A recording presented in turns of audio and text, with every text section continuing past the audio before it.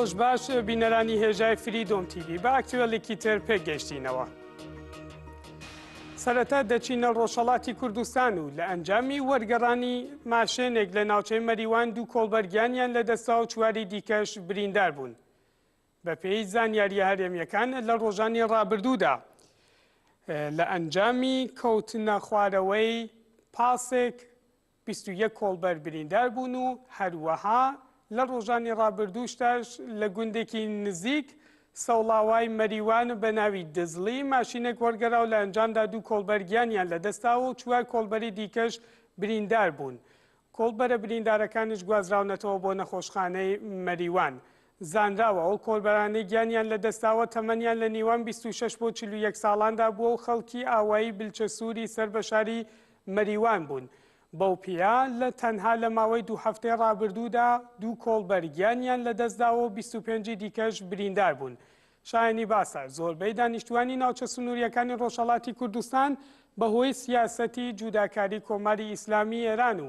نەبوونی هەلیکار ڕوو لە کاری کۆڵبەری دەکەن و ساڵانە سەدان کەسیان لە ئەنجامی ڕووداوی سروشتی یان بە تەقەی ڕاستەوخۆی هێزە چەکدارەکانی ئێران گیانیان لەدەست دەدەن یان خۆت کەمەندان دەبن و کەلوپەلەکانیشیان بە تاڵان دەبرێت.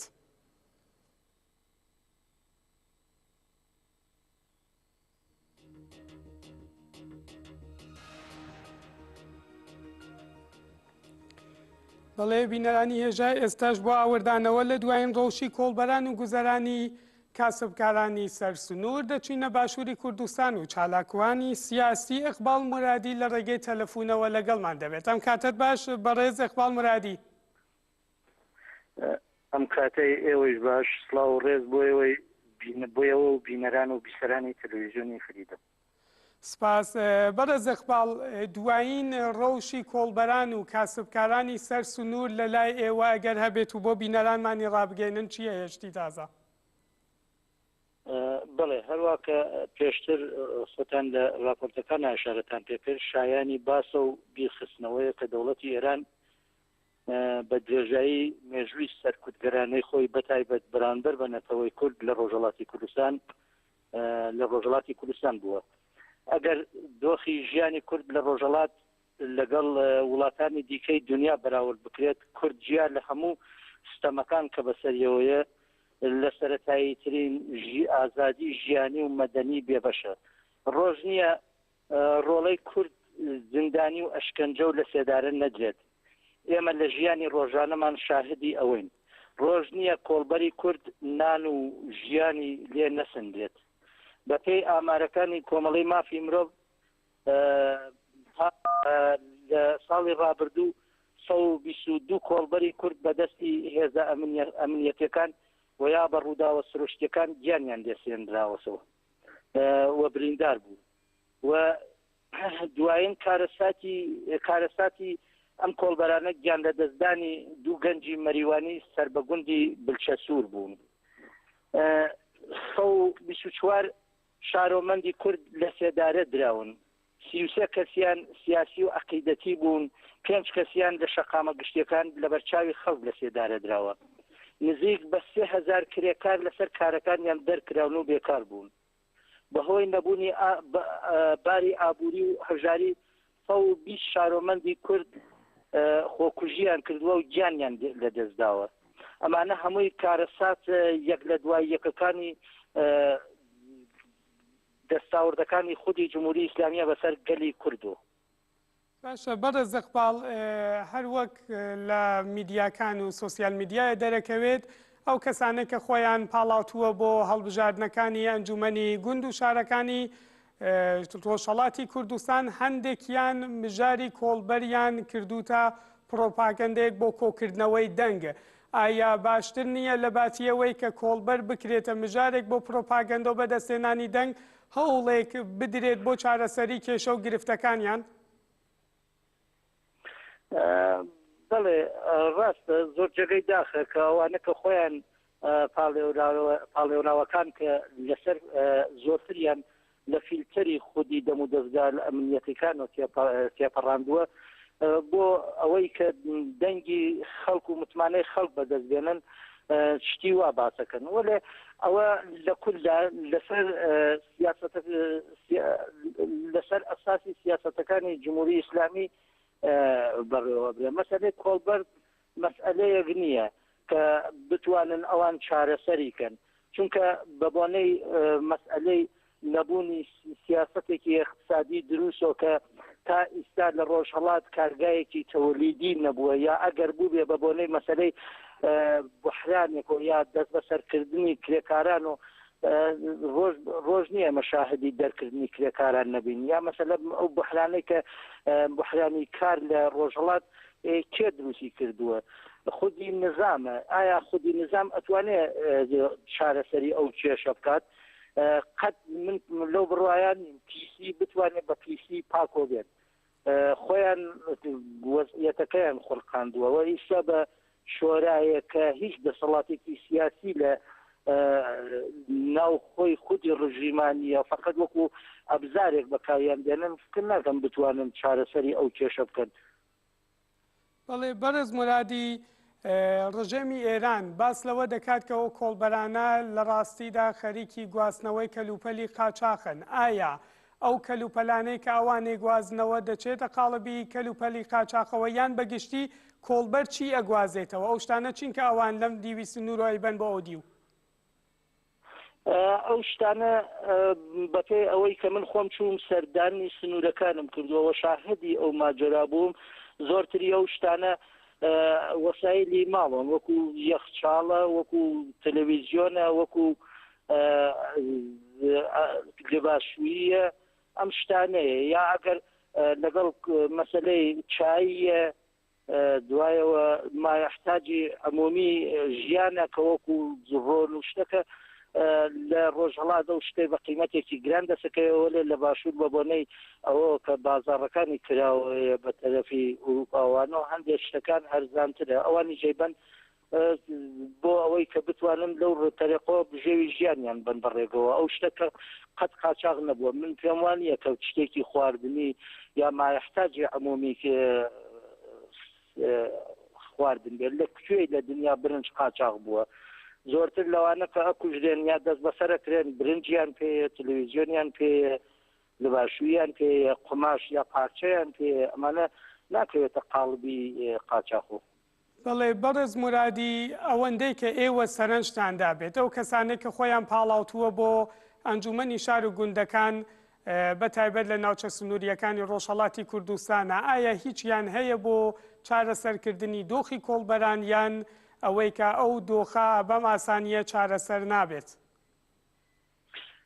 وەڵای مەسئلەی کۆڵبەران مەسئلەیەکی گەورەیە مەسئلە ئەوە نییە کە بتوانێت لە تەرێقی شۆرایەکۆ یا لە تەرێقی کەسانێکۆ کە هیچ دەسەڵاتێکی سیاسیان نییە چارەسەر بێت وەختێ دەوڵەت خۆی پلان و بەرنامەیەکی دروست و یا سیاسەتێکی اقتصادی دروستی لە ڕۆژهەڵاتی کوردستان دانەناوە کە ئەتوانێ و کێشە چارەسەرکە خۆ ئەمە کێشەکان تەنیا مەسئلە مەرزێت یا دوومەرز نییە تۆ بیگرە هەر لە کرماشان و هەتا سەلماس خەڵکی بێکار و بێئیش بەتایبەت گەنجان کە زۆرتریان دان تەحسیڵکردەکانی دانشگاکانن دێن ئەیشی بینین ڕۆژانە شاهدی تیاسوونیان زۆرتریان تەحسیڵکردن دێنە سەر سنوورەکان بە کاری کۆڵبەری و فکر ناکەم ئەوان بتوانن ئەو کێشە چارەسەرکەن هەرکامیشیان من پێم وایە ئەگەر بتوانن هەرکامیان ئەوە سەداقەتیان دێ و بتوانن لەسەر ئەو مژارە کار بکەن جێگەی دەستخۆشیە من هەر کەسێک بتوانێت لەسەر ئەو کێشانە کە بتوانێت لەسەر کۆڵبەران یا لەسەر کێشێلکردنەکانی مافی کرێکاران ئەو کارانە ئێمە وەکو من وەکو خۆم شخصەن دەستخۆشی دەیەکەم وەلێ لەو بڕواایە نیم بتوانن چونکە ئەوە لە سیاسەتی خودی ئێران ئەو شتە ناگونجێت لەگەڵ سیاسەتەکانیان. بەڵێ سپاس بۆ ئەقبال مرادی چالاکی سیاسی لە باشووری کوردستانەوە بۆ بەشداریکردن لە ئەکسوێڵی ئەم بەیانیەی فریدۆم تیڤیدا. سپاس و ڕێزیش بۆیەوە. سپاس. بەڵێ بینەرانی عزیز هەر وەک دەزانن ئەمڕۆ 18هەمین ساڵ ڕۆژی کۆمەڵکوژیەکەی هەولێرە. 18 ساڵ لەمەوبەر لە ڕۆژێکی وەک ئەمڕۆدا هێزێکی چەکداری سەر بە پارتی دیموکراتی کوردستانی عێراق بە پیلانێکی هاوبەش لەگەڵ تورکیا هێرشی کردە سەر نەخۆشخانەی مانگی سوور و ڕۆژنامەی وڵات و چەندین ناوەندێکی ژنان و مەدەنی تر. لە ئەنجامی ئەو هێرشەدا دەیان گەریلان لە ناویاندا گەریلای بریندار،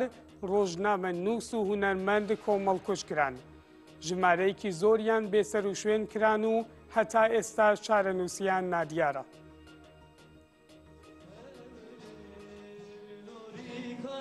کۆمەڵکوژەکەی نەخۆشخانەی مانگی سوور و ڕۆژنامەوان و دەستگا مەدەنیەکان لە هەولێر و لەلایەن چەکدارەکانی پارتی دیموکراتی کوردستانی عێراقەوە وەک لاپەڕەیەکی ڕاش لە مێژووی ئەو حیزبەدا شرۆڤە دەکرێت. ڕۆژی چواردەی گوڵانی ساڵی 1990 چەکدارانی سەر بە پارتی دیموکراتی کوردستانی عێراق شان بەشانی سەربازانی سوپای تورک لە هەرێمی هەفتانینەوە هەتا خوارکۆرک دەستیان بە هێرش دژ بە گەریلاکانی ئارتەشی ڕزگاری گەلی کوردستان ناسراو بە ئارگەکە کرد. پەدەکە بەمەڕانەوەستا و لە شاری هەولێریش نەخۆشخانەی مانگی سوور ناوەندی کللتوری میزۆپۆتامیا یەکێتی ئازادی ژنانی کوردستان یاژک بنکەی یەکێتی نەتەوەی دیموکراتی کوردستان ناسراو بە یەنەدەکە و ڕۆژنامەی وڵاتیان گەمارۆدا. لەو کاتەدا دەیان گەریلای بریندار لە نەخۆشخانەی مانگی سووری کوردستان دەرمان دەکران. لەو ناوەندە بە گشتی چەکدارانی پەدەکە دەیان گەریلای بریندار و بێچەک و هاوڵاتی سیڤیل کۆمەڵکوژ کرد. دەیانی تریش بێسەر و شوێن کران و تا ئێستاش هیچ زانیاریەک لە چارەنووسیان نازانرێت. کۆمەڵکوژی هەولێر ڕێگای لە بەردەم شەڕێکی سەخت کردەوە و ژمارەیەک لە گەریلا و لایەنگرانی پەکەکە کە ئەو کۆمەڵکوژیان وەک خیانەت بەناو کرد چالاکی فیداییان دژ بە پەدەکان جامدا. لەو کاتانەدا فڕۆکەکانی ئارتەشی تورکیش ناوچەی ڕەواندوزیان بۆمباران کردو لە ئەنجامدا ژمارەیەک خەڵکی مەدەنی گیانیان لەدەستدا. بەپێی هەندێک سەرچاوە 52 کەس و بەپێی هەندێک سەرچاوی تر بەگشتی زیاتر لە 80 کەس لە گەریلای بێچەک و خەڵکی سڤیل لە کۆمەڵکوژی ئەولێردا گیانیان لەدەستدا. پەکەکە لەو سەردەمانەدا ڕایگەیاند کە پارتی دیموکرات جگە لەوانە 18 گەریلای دیکە کە بە دیل گیرابوون گول لە باران کردووە. لەو بارەوە چاودێرێکی سیاسی کە ئەو کاتە ماڵی لە هەولێر بوو دەڵێت باس لە جەمال مورتەکەی ئەندامی سەرکردایەتی پارتی دیموکرات و پەرلەمانتاری ئێستای ئەو حیزبە دەکرا وەکو سەرپەرشتیاری ئەو هێزەی کە بەشێکی گرنگی ئەو تاوانە دژە مرۆڤایەتی بەرامبەر هەواڵانی پەکەکە ئەنجامدا. سەرڕای ئەمەش بە هەزاران پەنابەر کە لەبەر زوڵمی ڕژێمی تورک لە باشووری کوردستان نیشتەجێ ببوون بوونە ئامانجی چەکدارانی پەدەکە. لە دوای گەمارۆدانی وەرگەینەوە چەکدارانی پەدەکە لە چەند ڕۆژێکدا 7 منداڵیانی ئاوارەی باکووری کوردستان کۆمەڵکوژ کرد. ئەمڕۆ دوای تێپەڕبوونی 18 ساڵ بەسەر کۆمەڵکوژی هەولێر کە سوکاری گیان بەختکردووان و بێسەر و شوێن بووان داوای ڕوونکردنەوە و ئاشکراکردنی چارەنووسی ئازیزانیان دەکەن. بنەماڵەی قوربانیەکان دەڵێن پارتی لە هەوڵی شاردنەوەی ئەم تاوان و خیانەتە نەتەوەیەدایە تاوەکو ئێستا نەڕووفاتی کۆمەڵکوژکراوان ئاشکرا دەکات نەداوای لێبوردن لە کەسوکاری گیان بەختکردووان و گەلی کوردەکە نە لەبارەی بێسەر و شوێن بووان و ڕوونکردنەوە بۆ ڕای گشتی دەدات و دان بە تاوانەکانیدا بنێت.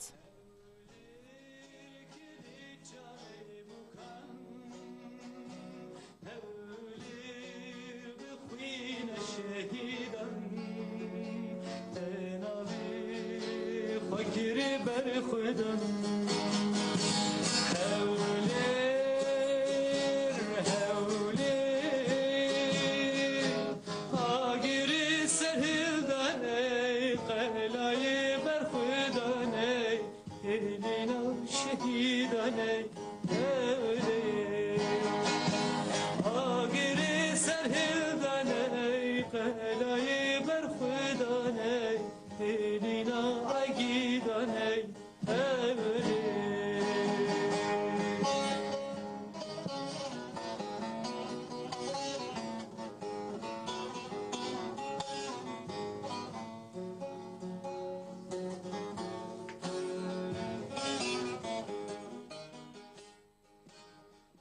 بەڵێ بینەرانی هێژە بە مەبەستی ڕوونکردنەوەی کۆمەڵکوژیەکەی 16 گوڵانی ساڵی 1990 هەولێر کۆمەڵەی هێوی بۆ پشتیوانی لە قوربانیانی جەنگ و کەسوکاری بەشێک لە بێسەر و شوێنکراوانی کۆمەڵکوژیەکەی هەولێر گردبوونەوەیەک لە بەردەم نووسینگەی پاڵەمانی هەرێم لە سلێمانی ساز دەدەن و یادداشتێکیش دەدەنە پاڵەمانتاران. ئەو کۆبوونەوەیە کە بڕیار وایە ئەمڕۆ کاتژمێر دا بە کاتی باشووری کوردستان بەڕێوە بچێت تیایدا با بڵێین ناڕازیان دەچنە بەردەم نووسینگەی پاڵەمانی هەرێمی کوردستان و دواتر لە کاتژمێر 11 سەردانی نووسینگەی پاڵەمانی عێراق هەر لە شاری سلێمانی دەکەن. ئێستاش سەرنجتان بۆ هەواڵێک لەسەر ماڵپەڕی ڕۆژنیوز ڕادەکێشم کە شاید حاڵێکی ڕووداوی کۆمەڵکوژیەکە ئاماژە بەوە دەدات کە ڕۆژێک پێش کۆمەڵکوژیەکە بارزانی بەڵێنیدا نەچێتە پاڵ تورکیا، بەڵام بەڵێنەکەی شکاند و خەیانەتی کرد و بەشێک لە گەریلاکان و چالاکوانانی سیاسی باکووری کوردستان و ڕۆژنامە نووس و هونەرمەندانی کۆمەڵکوژ کرد. لە دوای 20 ساڵە ئەو شاید حاڵا بە ناوی سینان هەرکول کە خۆی شاهدی خەیانەتەکەی پارتی و بارزانی بووە ئاماژە بەوە دەدات کە لە دوایین پەیوەندیە چاوی توانیویەتی پەیوەندی بگرێت بە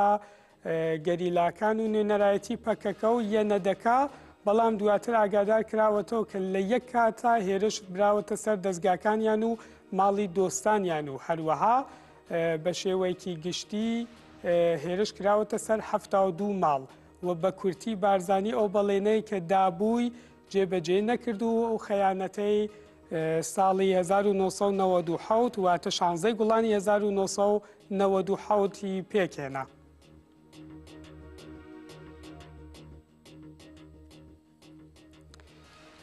هەر لە باشووری کوردستان و لە شاری سلێمانی دیبێتیەک لەژێر ناونیشانی سزای لە سێدارەدان لە نێوان پشتگیری و ڕەتکردنەوە بۆ ژمارەیەک مامۆستای زانکۆ و داواکاری گشتی ئەنجام درا. ئێوارەی دوێنێ لە هۆتێل ڕەمادای شاری سلێمانی لەلایەن کۆمەڵێک چالاکوانەوە دیبێتیەک بۆ ژمارەیەک مامۆستای زانکۆ ئەندامی داواکاری گشتی ڕێک خراوە. تیایدا فەرهاد حاتەم ئەندامی داواکاری گشتی و دادوەر ئاماژەی بەوەدا بوو 160 دەوڵەت سزای لە سێدارەدان پەیڕۆ ناکەن. سزای لە سێدارەدان کۆنترین سزایە کە لە سەرەتای دروستبوونی تاوانەوە جێبەجێ کراوە. چەندین ئامار دەری خستووە کە ئەم سزایە واتە سزای لە سێدارەدان هیچ لە تاوانەکانی کەم نەکردووەتەوە، بەڵکو جۆرە تاوانێک هاتووتە ئاراوە کە لە کۆندا نەبووە. لەلایەکی ترەوە سەرۆکی بەشی یاسا لە زانکۆی هەڵەبجە لەو دیبێتیە دەڵێت 49 حاڵەت و تاوان هەیە کە سزاکانیان لە سێدارەدانە. سزای لە سێدارەدان باشترین چارەسەرە بۆ دوورکەوتنەوە لە تاوان. کاتێک کەسێکی کوشتووە یان خۆت تەقینەوەیکی ئەنجام داوە پێویستە لە سێدارە بدرێت. هەروەها ڕەتکردنەوەی سزای لە سێدارەدان غەڵەتی علمیە و ڕەتکردنەوەشی دەبێتە هۆی پشێوی و هیچ خزمەتێک ناکات. بڵین تاوان لە سەرەترین مانایە بریتیە لە لادان انحراف تا ڕێگە ڕاستەڕێک، بەڵام کێشەی تاوان لەوەیە کۆتایی نایە، لەوەیە خەس نابێتەوە کە لادانێک هەیە، بەڵکو کێشەکە لەوەیە بەردامی بەخۆیە بەخشێ کە لادانی تر بە دوای لادانی یەکەما دێت، ئەوەی کە پێوترێت تۆڵەکردنەوە وە کۆی کێشەکانی مرۆڤایەتی لە ڕاستی ڕەتی بەمەوە هەیە، ڕەت بە تاوان یەکەمەوە نییە، ڕەتی بە تاوانی دووەمەوە هەیە، واتە نەبوونی لێبوردەی ئەم بە شێوەیەکی گشتی. ئەگەر تۆڵەکردنەوەی ئێستاش دەچینە ڕۆژاوای کوردستان و شۆڕش لە ڕۆژاوای کوردستان و باکووری سووریا جگە لە دیوە سەربازیەکەی هاوڵاتیان بەڕێخستنکردنی خۆیان هەوڵی سەقامگیرکردنی ئەو ئاشتەواییە و پێشخستنی زیاتری ژیانی کۆمیناڵ لە ڕۆژاوای کوردستان و باکووری سووریادەن. لەو چوارچێوەیەدا دوێنێ بە بەشداربوونی نوێنەرایەتی عەشیرەتەکانی تەبقا کۆبوونەوەی کۆمیتەی ئامادەکار بۆ دامەزراندنی ئەنجومەنی مەدەنی تەبقا بەڕێوەچوو. کۆبوونەوەکەی کۆمیتە ئامادەکاری ئەنجومەنی مەدەنی تەبقا بە بەشداری 30 کەس لە نوێنەرانی عەشیرەت و کەسایەتیەکانی تەبقا بەڕێوەچوو. لە کۆبوونەوەکەدا ئەحمەد سلێمان، کەفایی سینجار و عەبدولحەمید حەمۆ وەکو ئەندامانی دەستەی بەڕێوەبەرایەتی کۆبوونەوەکە هەڵبژێردران. لە درێژەی کۆبوونەوەکەدا بەڵگەکانی دامەزراندنی ئەنجومەنی تەبقا خرانە بەرباس و پاش خوێندنەوەی بەڵگەی کاروخەباتی کۆمیتەکە گفتوگۆ لەسەر بەڵگەکە کرا و کۆتایی بە کۆبوونەوەکە هێنرا.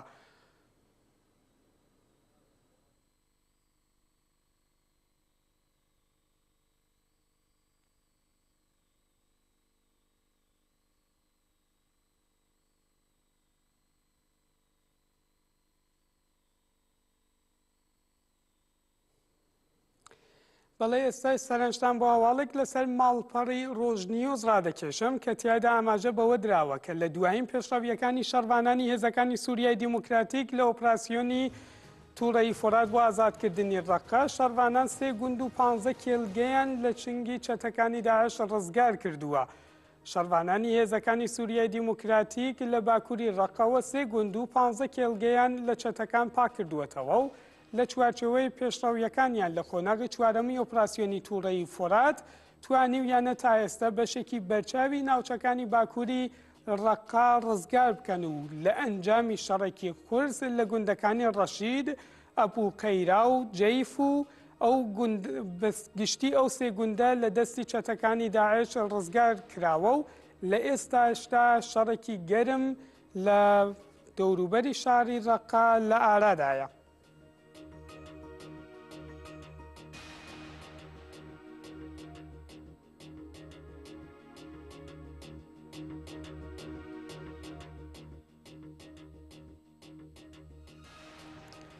بەڵێ بینەرانی هێژە ئاکتوێلەکەی ئەمڕۆمان بە یارمەتی هاوکارانم پێشکەشکردن لە هەر کوێیەکان دەرشاد و بەختەوەر بن.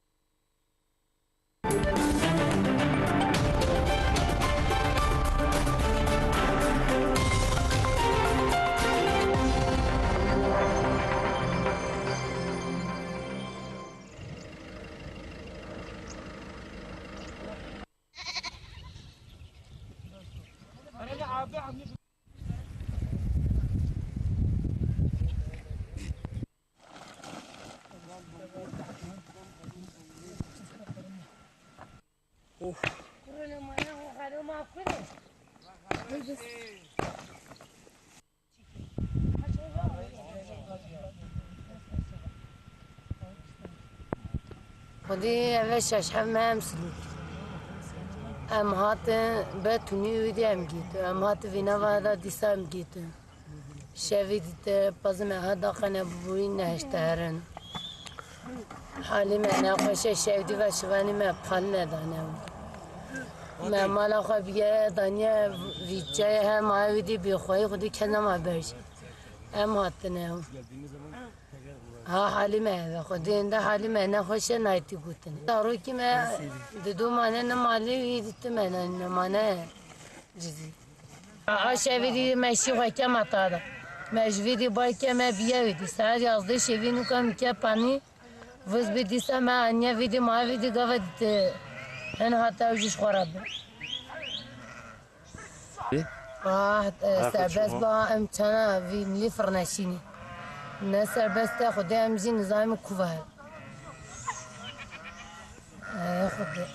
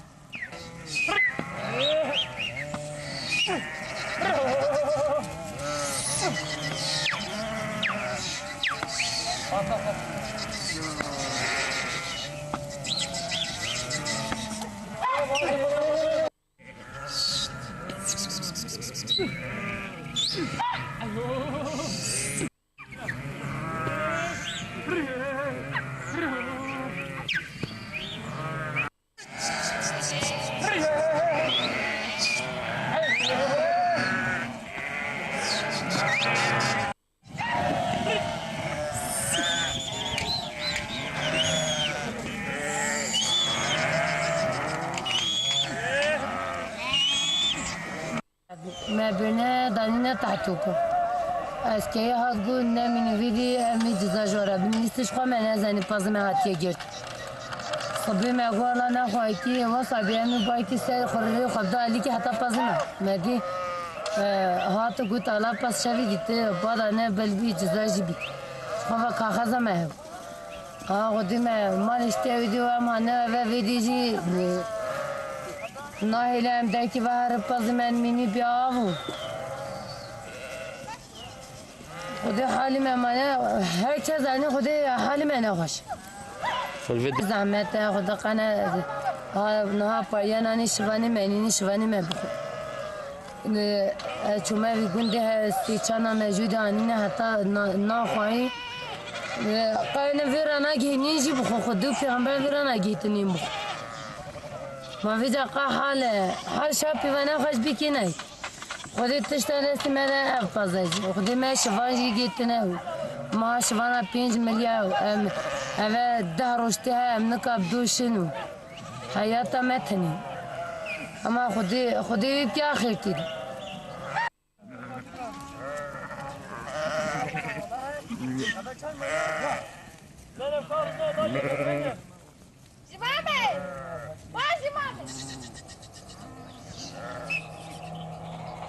پیابون باف کابون زوزان جی هاوینه ام کارچیتی بون فراشینی بون مهوجی بریم مل کارچیتی همه دشمن نهیلم بشن زوزان ما هاتنا قدقه کردن ام جی هول دیدم بشن و ریا ما هاتیه گرتن شوید حتی هو امی گرتینه ام دخوازم بشن همه دشمن نهیلم بشن دخوازیم سوار بکن و جبر کو حتی هو افخازه کردستانی هکر هادی پاراستان کوچر خراستیه جبر وی نهیل کوچر ری بشن جبوی کو دشمن بکاری سر چای کردستان داشتی و زخت زوریا خود ماشینی ام جی هول دیدن وکی حمی کوچرا چای کردستانی بگیرین و فاز خواب چیزی جبر کو دبارا من نه سروی پازی بی دبارا منابی ام هیویدارن حمی کرد و حمی کوچر جی بکاربن و وی کاری خودی درکردن چون که اف کوچری چنده که کردیه ام وکه چنده که کردی ویجی بپاریزم ما حتی هو وانا بهار ازایی که دبی نخواش دبی جدو حتی هو اول دبر خو بزن کو کاری که ما جمرنه و مالا ما جی چوه سرفرا خودانا چوه ناویان باز مایه ویداری امانه دست سرکری و امجی حال دیدن بگی هنا مالی هم دشمن نهلی هکرم اواج ساکن امین نزدیک 3 میلیارد بدن اهبه هکرم اواج ساکن 170 میلیارد پر و جزاج مرابی نسین و راستی ظلمه اگر ما بری خوابیدی اف ظلمی به وطن اتفشتیه براستی امنا کوکی پر قریشه پر نخوشه و آلیا کی وایتا گوتی حیوانا به کوپه برنادی خازی دی بجازی چیکم دستکای دی بجازی چیکم اما ام ایرو ویدری دی بینن نه دستک و نه جی قیدیه وی برچوان ناگن ما رازیل دکن ما پریشان دکن ام نه حیوانا بی اداره ما تدش سنابی و ام جوای که حمید کوچره هر دیدن بشه زوزانه نه هر راستین هو انسان دزبه یا فراشینی دای هنا کا 10 میلیارد دانه هنا کا 15 هنا کا 5 دانه او گوری ملت بجان و هگر ام بشه ارزار و میجی امی حق عرباجی هر کم 3 میلیارد بدن و زوزانه جی بلکه نزدیک 100 میلیارد 5 میلیارد جی اول سر زوزانه بجان الصبح حتى هو جرى كي باس افخويه باس بيوافي حمي بقالي والشفان جيش ام ديكن يعني ادبجم دولت باجي تم حموي دولت يجي وكا شفاني ما فرن اصلي شفاني ما 5 مليار 6 مليار ما هو و كوز جيش خو 5 مليار سي كريدي دي زوزانج انوسا و كاوجاج انوسا علاج باز انوسا دولت انوسا جمد خوزي دعوا بخواهد بیشتر. رانازن ام هر دادشن. بخواهد بیشتر. ام زاد واسطه رازی دلون. نجبا ام دا مش حنا بیدا برنا بیدا. تشتی بینی دیان نپاس دادن. دروش ما نخوش ما جانا ما بعد استقامتنا العالمية. شوفنا شفت ساعات كتير فنلدن. أنا شوفي بالكي ساعات يجي فنلدن. لما حتى أم جيت ساكنين أم فاز رعد بنما ساكن فينا لما جيت ساكن فينا بيم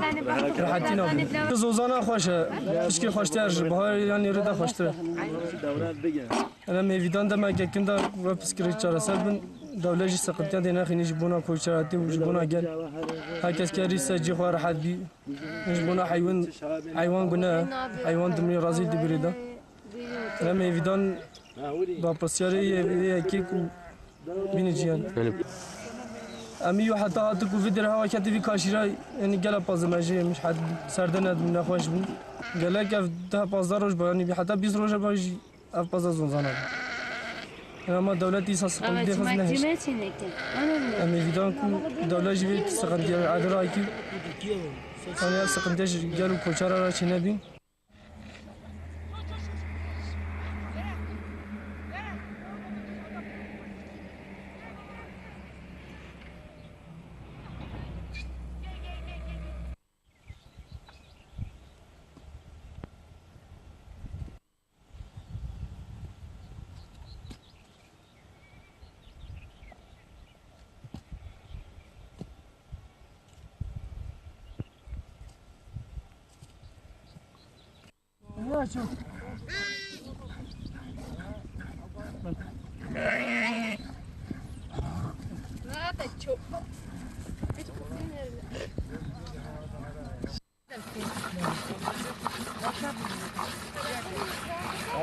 أنا أقول لك أبدا ما أجد ولا يسوون بس الشيء ده عم كويه بعدين عم شرنا.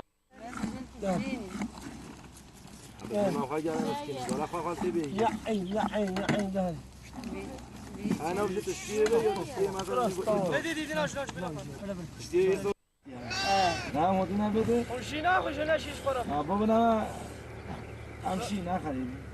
كاي بده شيش برا.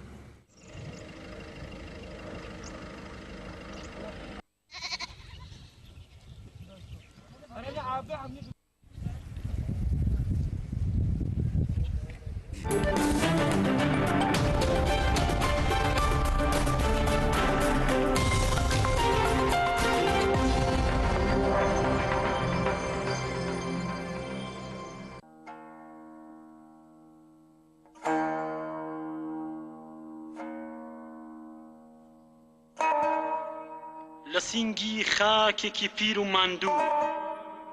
لە دەماری ئەژنۆیەکی تەزی و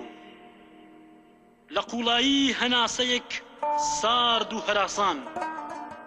لە دوایین چرکەی ئاوێلکەدانی وڵاتێکی کۆسکەوت و سۆزێک بە سۆزتر لە سۆزی دایکان هەتاوێک بەتینتر لە تینی دڵی ئەوینداری ئەمەکناس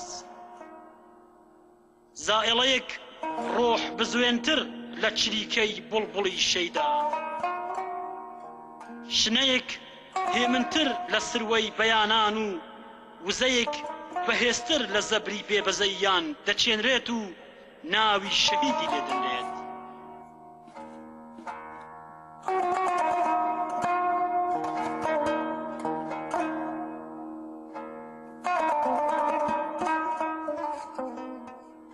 دارەپیرەی ڕیشە داکوتاوی وڵاتی شعر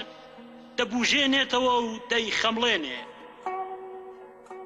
تیشک دەخاتە شەختەی باریوی ئاسمانی ئەهریمەن و ڕچکەی ترس دەشکێنێ و هێمای ورە دەوروژێنێ گڵپەی ئاگری پیرۆزە نمەی بارانی بەزەیی تریفەی مانگ و شەونمی شێوەی نەونەمامانە شەهید چرای ڕووناکی دڵانە و هەردەمانێ یادی مەڵهەمی ساڕیشی زامی زامدارانە شەهید چون ڕێبواری ڕێوەڵات و هەڵگری ئارمانجی گەلە ئارمانجی بەرز بەرزتر لە بەژنی ئاگری و قەندی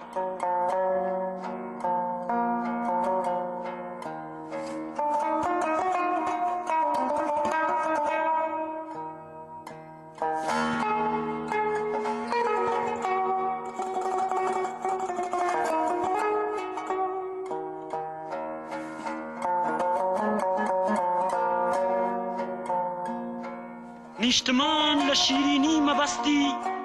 شەهدی ئازادی دەچێژێ و زێد لە بەژنیەوە بۆنی هەواڵەی ئاوات دەمژێ لە کانیا و بەفراوی سارد و ڕوونی خولیای ئەوە مەوتەن تینویەتی هیوا و ئارەزوو دەشکێنێ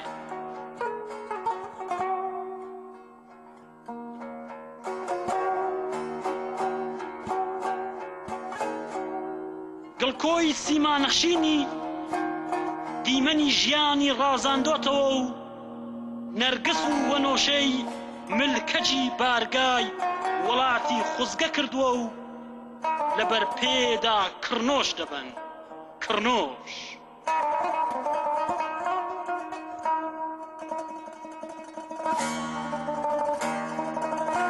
ئەوان بوون کە وڵاتیان کرد بە هەگبەی زێڕینی ڤیان ئەوان بوون کە لە تریفەی مانگ و لە تیشکی هەتاوەوە هێمای خۆشەویستی و ڤیانیان قۆستەوە و پژاندیان بە جەستەی نیشتماندا هەر بۆیە نیشتمان لە نوقمی جوانیشدا کازیوەی ڕوخساری ناکرێتەوە و سپیدەی بەیانانی تار و لێڵە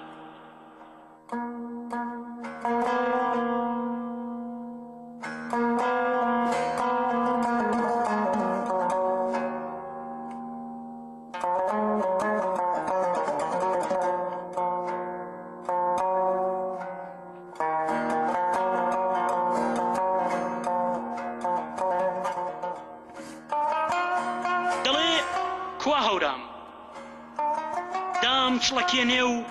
بە گوێمدا بچرپێنێ نیشتمانەکەم جێ باو باپیرم تا ڕۆژی مردن هەرهای لەبیرم لەکوێ چیاکۆ با بەدەنگی کنالەیل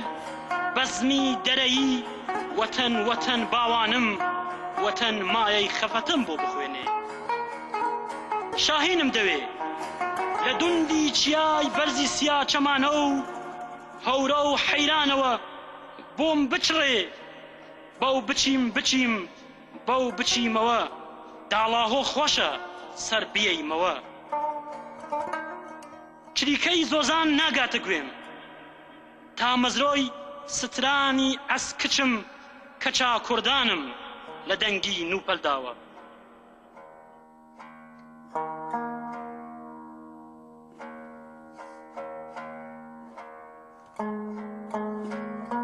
شاهۆ لە قوڵایی دلۆڤانی و حسرەتەوە چاوی بڕیوەتە سیروان و چاوەڕوانە تا حەکیم لە کۆساڵان بێتەوە لە کۆساڵان بێتەوە و لە سیروان بپەڕێتەوە ئاویەر بە تەمایە خۆشمێر لە داڵاهۆ بگەڕێتەوە و چنووری پیرخدری خەڵات بکە زنار و شکێری داڵانپەڕ تا دەگاتە سایکە لە ڕەش بە کوللکی کەسک و سوور ژوانگەی دڵیان ڕازاندۆتەوە بۆ باهۆز و بۆ ڕۆژهات بۆ زنار بۆ ڕزگار بۆ شەڕوان و بۆ ڕووبار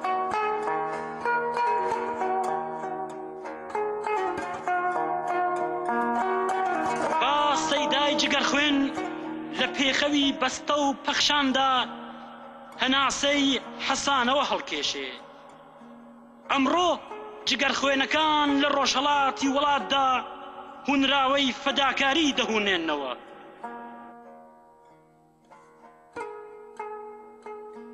با نالی و مەولەوی لە دیوانی مەقامدا سەرخۆشی بادەی شعر بن ئەوە لە ماوا و مەڵبەندیان عەقیدەکان بە پزوسکی ئاگری بەرخۆدان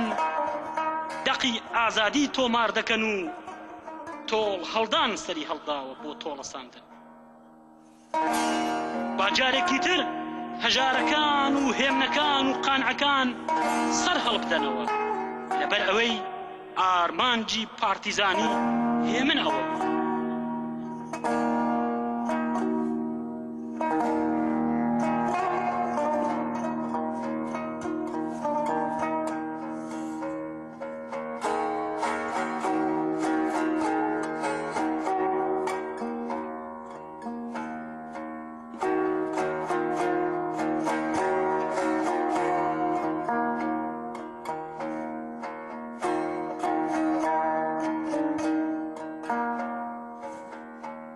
لە کتوپڕێکدا و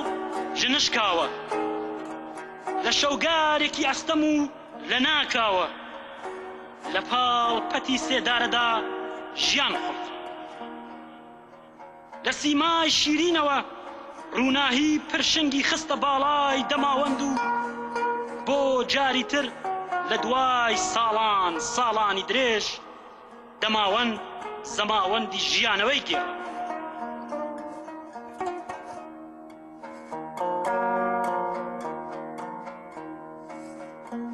دەنگی تیشە هات لە بیستونەوە و بیستون لە ناڵەی بێفەرهادی بڕایەوە دروشمی سووریان نرکاند ئاژەوان و پیرەمەگرون ڕازێکی پڕشووریان درکاند ئەو داڵان و بابا گۆرگۆڕ ئەی ڕەقیب ماوە کورد و قەت ناکەوێ ئاڵاکەی با کەس نەڵێ کورد مردووە کاتێ لەم وڵاتە فەرزاد دەژیە و عەلیەکان و حوسەینەکان و فەسیحان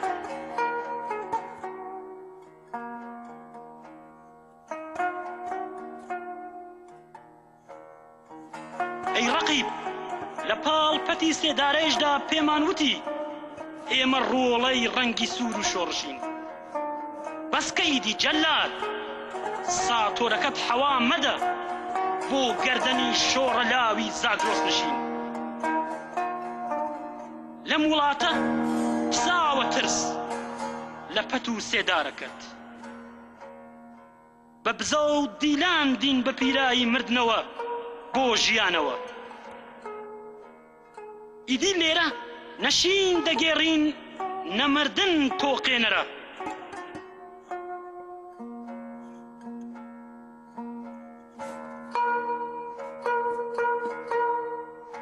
مەگەر ئەوە نییە کە شاعیری